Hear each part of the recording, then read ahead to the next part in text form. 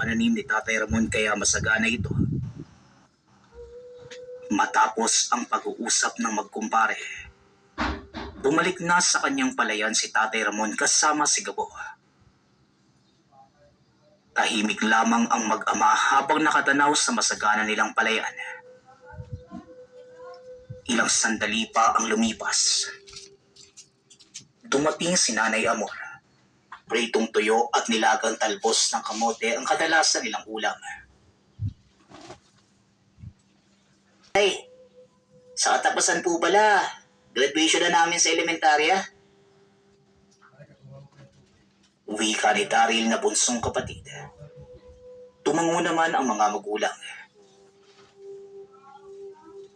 Aba, ang galing naman ni Bunso. Dapat pala maani na ang mga pananim bago pa sumapit ang tugon ni Gabo.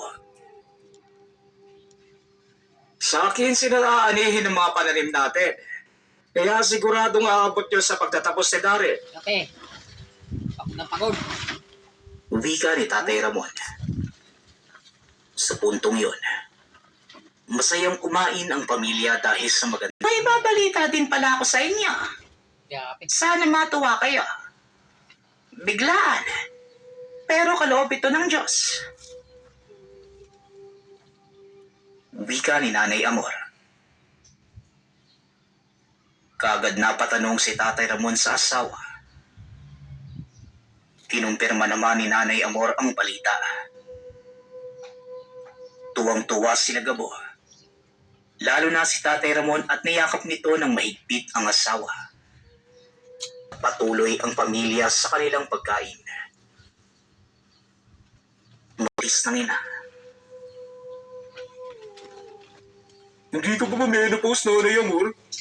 Di ba, lagpas 40 ka na eh. Tanong ng lalaking kapitbahay. Napakamot naman ng ulo si Nanay Amor.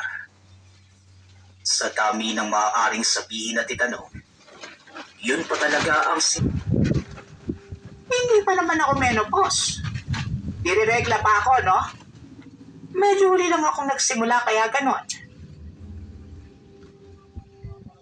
Tugon ni Nanay Amor.